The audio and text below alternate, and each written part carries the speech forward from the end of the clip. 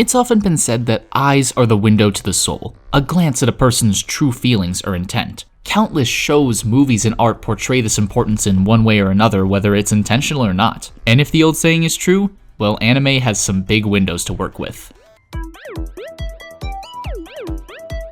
For a while now, I've been trying to understand anime's appeal. Not that I think it's a mystery or anything, but breaking down on an emotional as well as a technical level why it's able to make such a connection with people. With this and other videos, I'm going to attempt to unpack the medium as best I can to get a better understanding. To kick things off, I'm looking at those things that do the looking.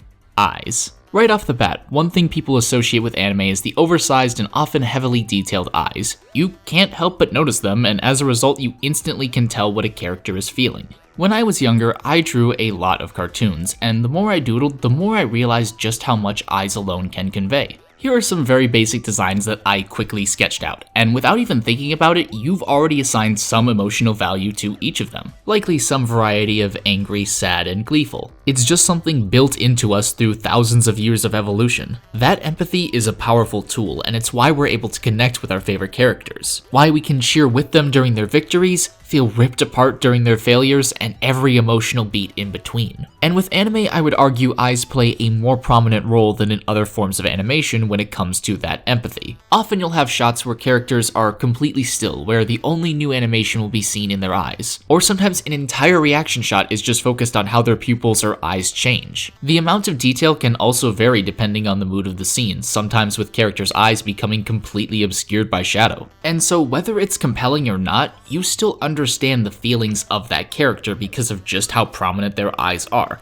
They can also be used to subvert our expectations. We think a character is going to do or say something based on their eyes only to have it turned around on us. It can be hard to not get sucked in. With them constantly beaming emotion at you, it's like standing in a glass house and being told to not look outside. But big eyes don't do the trick by themselves. Plenty of cartoon characters share this enormous eye syndrome, so why am I not as emotionally hooked by Steven's stars or Rick's squiggles? Well, I think at least part of it comes down to character design. Namely, anime characters feel a lot more anatomically human than many cartoon characters. Yes, the proportions can get a little ridiculous sometimes, but I think a lot of it comes down to that level of detail that is much more present in anime. And this extends to the eyes. My god, does it extend to the eyes. Window to the soul just doesn't cut it. Sometimes it feels more like a stained glass reflection of their thoughts and feelings in that moment, and it can be easy to get lost in them. I highly encourage you to go back and watch your favorite scenes with the sound off and see just how much eyes alone say. This detail that's normally present though can also have a huge impact when it is intentionally lacking. There will be times when a character is grieving and in turn their eyes will seem dull and lifeless, something cartoons really can't hope to replicate beyond tears. Whereas if an anime opts to go with less detailed eyes as a stylistic choice, there is normally a reason behind it. And right off the bat I can think of two shows that come to mind that do this, One Punch Man and Mob Psycho 100. With the former, Saitama's eyes don't convey a ton of emotion, and we as the audience can take a few things away from this. His expressionless eyes and face can make it hard to relate to him, but then again, he is the strongest man on the planet, so it makes sense for there to be that disconnection. But even if you can't necessarily relate to him, you can still understand the utter boredom he finds himself in most of the time. Likewise, Mob is also pretty stoic because he can't afford to let his emotions get out of hand. But this means that for both of these characters, when their eyes do change or show emotion, you know it's a big deal without even realizing it. Like the silent kid speaking up in the middle of class, you pay attention. And this effect is only possible because of how prominent eyes are within the medium that is anime. We subconsciously pay so much attention to them that we're honed into even the slightest difference or change, no matter if they belong to Saitama, Mob, or any other character.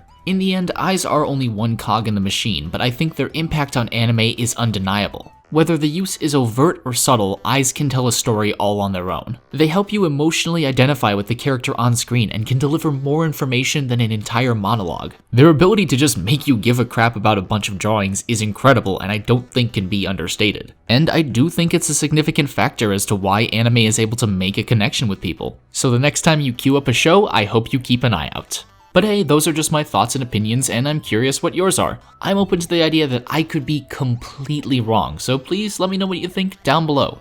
I love other forms of animation, but for me personally, that level of investment just isn't as high as it is with some anime. And I do think eyes play a big role in that. But hey, like I said, you've heard my thoughts, I want to hear yours. Thank you guys so much for watching. I hope you enjoyed this first of probably a series of videos. If you did, like and subscribe for more, but if I've yet to convince you, feel free to check out some of my other content. See you guys next time.